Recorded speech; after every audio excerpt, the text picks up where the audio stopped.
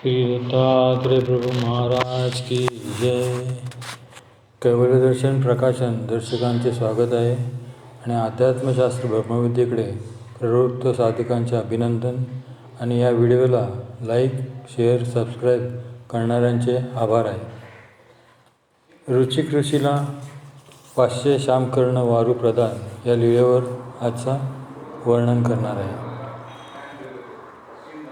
एकदा हजारो वर्षापासून तपश्चर्या करीत असलेल्या रुचिक ऋषींना आकाशवाणी झाली की, हे महर्षी, तुम्ही आता विवाह करा. आकाशवाणी ऐकून रुचिक ऋषी विस्मयचकित झाले. लाखो वर्षापासून सात्विक वृत्ती धारण करून ब्रह्मचर्य व्रताचे पालन करून मी तप करीत आहे. संसाराची पुसटशी कल्पना देखील मनात केली नाही आणि मला हा विवाह करण्याचा आदेश का व्हावा? ऋषी चिंतातूर झाले. तपश्चर्येत मन विचलित होऊ लागले. काय करावे, कुणाशी लग्न करावे असा विचार वारंवार येऊ लागला. तेवढ्यात नारद महर्षी तेथे आले. नारदांना पाहताच रुचिक ऋषींना थोडे समाधान वाटले. आकाशवाणीचा आदेश नारदाजवळ सांगितला. नारद ऋषींनी सांगितले की, विधिलिखित कधीतरी या संसार चक्रात चुकले आहे काय? तुम्ही आदेशाप्रमाणे विवाह करा. तुमच्याकडून काहीतरी महत्त्वपूर्ण कार्य करून घ्यायचे असावे. शेवटी नियती हीच बलवान आहे. रुचिक ऋषी म्हणाले, पण मी विवाह कुणाबरोबर करू? कोण मला मुलगी देणार? माझे शरीर तर पहा केवळ अस्थिपंजर झाले आहे. माझ्यासारख्या पुरुषाला न घर न ठाव, कृश काय अशा मला कोण सुबुद्धी मुलगीशी वरणार? नारद महर्षी म्हणाले, महर्षी, केवळ निराधार तर्क करू नका. आत्ताच उठा आणि गाधी राजाकडे जा. त्याला एकुलती एक पुत्री सत्यवती आहे. तिला मागणी घाला. ती अत्यंत सुंदर, सुलक्षणी आणि धार्मिक वृत्तीची आहे. राजाही धर्मपरायण, विनयशील आहे. नारद ऋषींनी दिलेल्या सल्ल्याप्रमाणे रुचिक ऋषी गाधी राजाच्या नगरीत आले. राजाने अपार आदराने त्यांचे स्वागत केले आणि येण्याचे प्रयोजन विचारले. रुचिक ऋषींनी आपला पूर्व परिचय देऊन मुलीची मागणी घातली. ऋषींची ही अनपेक्षित मागणी ऐकून राजा मनात दचकला, पण नाही कसे म्हणणार? महर्षींच्या क्रोधाग्नीच्या अनेक कथा राजाला माहीत होत्या.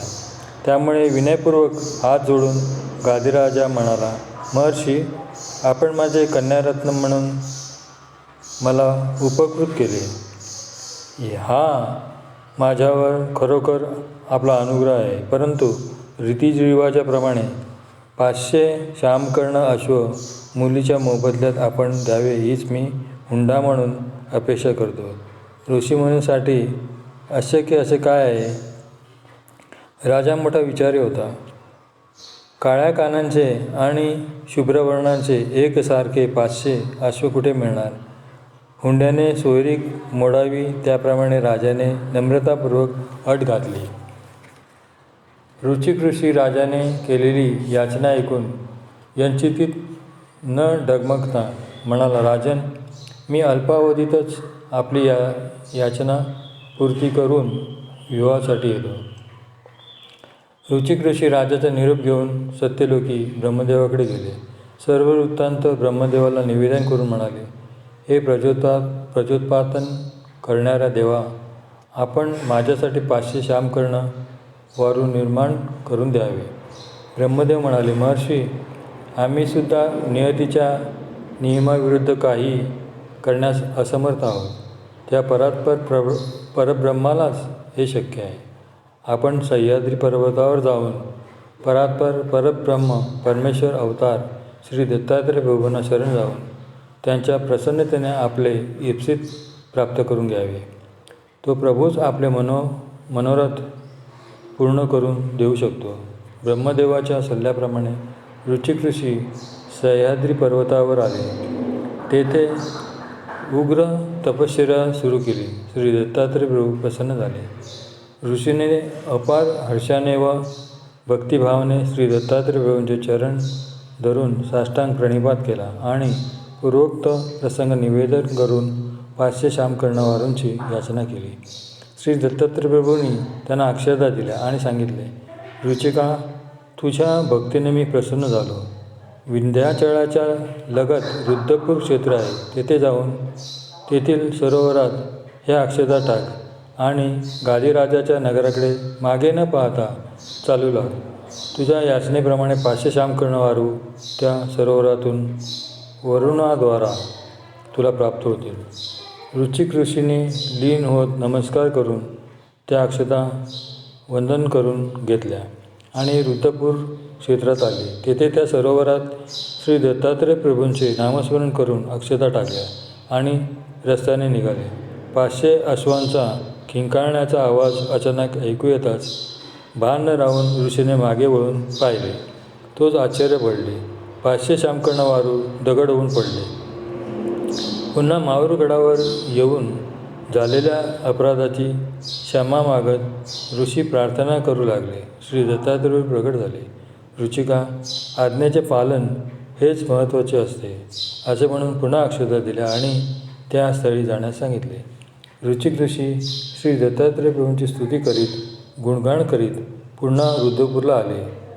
तेथील सरोवरात पुन्हा अक्षता टाकल्या आणि मनावर निग्रह करून ठेवून मागे न पाहता सरळ गादीराजाच्या नगरीत आले. 500 शामकर्ण अश्वांचा तो कळप पाहून राजदूतांनी राजाला खबर दिली.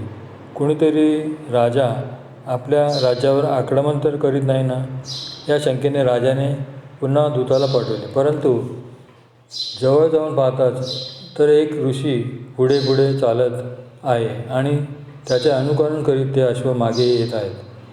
राजाला हा निरोप देताच राजाने ओळखले की रुचिक ऋषी येत आहेत.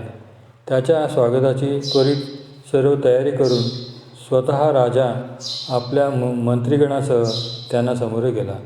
रुचिक ऋषींना वंदन करून सारे नगर शृंगारून वाजत गाजत मिरवत ऋषींना महालात आणले. त्यांची यथोचित पूजा केली. ऋषींना सर्व 500 शामकर्ण वारू घोडे राजाला अर्पण केले. राजाने मोठ्या थाटामाटात समारंभपूर्वक आपल्या एकमेव सत्यवती पुत्रीचा विवाह रुचिक ऋषींसोबत लावून दिला. विवाहाच्या सोहळ्याचे दिवस निघून गेले आणि रुचिक ऋषींनी वनात जाण्याची तयारी केली. तेव्हा हात जोडून वंदन करीत गादीराजा म्हणाला, महर्षी, मला एकमेव पुत्रीच आहे. तिच्या वांचून आमचा महालच नव्हे तर राज्य सुने वाटेल. म्हणून त्या राज्यावर आता आपलाच अधिकार आहे. तेव्हा आपण येथेच निवास करावा. आपले सेवक म्हणून आपल्या आदेशाप्रमाणे आम्ही राज्यकारभार पाहू. ऋषी आनंदित होऊन म्हणाले, हे राजन, आपला आदर आणि नम्रभाव पाहून मी खुश झालो. मुलीवर असलेले प्रेम, आपले प्रेम पाहून मी येथेच राहण्याचा निर्णय घेतला आहे. परंतु नंतर मी एकटाच तपस्येसाठी निघून जाईन. हे राज्य वैभव आम्हाला दुःखदायक आहे. म्हणून आपणच आपल्या तंत्राने आपले राज्य पाहावे. गादीराजाला पुत्र नव्हता, म्हणून गादीने रुचिक ऋषींना आग्रहपूर्वक आपल्या राज्यातच राजमहालात राहण्याची विनंती केली. त्यामुळे रुचिक ऋषी तेथेच राहू लागले. एक वेळ सत्यवती व तिचे आई दोघींनी ऋषीला विनवले, हे पुत्र प्राप्तीची याचना केली. तेव्हा ऋषी प्रसन्न झाले. त्यांनी मंत्र आव्हानपूर्वक यज्ञ केला. पत्नी व सासूला स्नान करण्यासाठी पाठवले. ऋषींनी 2 अलग अलग पदार्थ तयार केले. स्नानानंतर दोघींना ते पदार्थ वेगवेगळे देऊन विधीपूर्वक खाण्यास सांगितले. सत्यवतीच्या आईने व सत्यवतीने ते दोन्ही पदार्थ एकत्र ठेवले. नंतर ते विधीपूर्वक सेवन केले. परंतु त्या अलग अलग दिलेल्या पदार्थांची अदलाबदल झाली. सासूचा पदार्थ पत्नीने आणि पत्नीचा पदार्थ सासूने ग्रहण केला. त्यामुळे गादीराजाला परमतेजस्वी अग्नीप्रमाणे प्रज्वलित विश्वामित्र झाला. त्याने पुढे क्षत्रियत्वाचा त्याग करून ब्रह्मतेज प्राप्त केले. सत्यवतीला जमदग्नी हा क्षात्र तेजाने पुत्र झाला. श्री दत्तात्रय प्रभू महाराज की जय.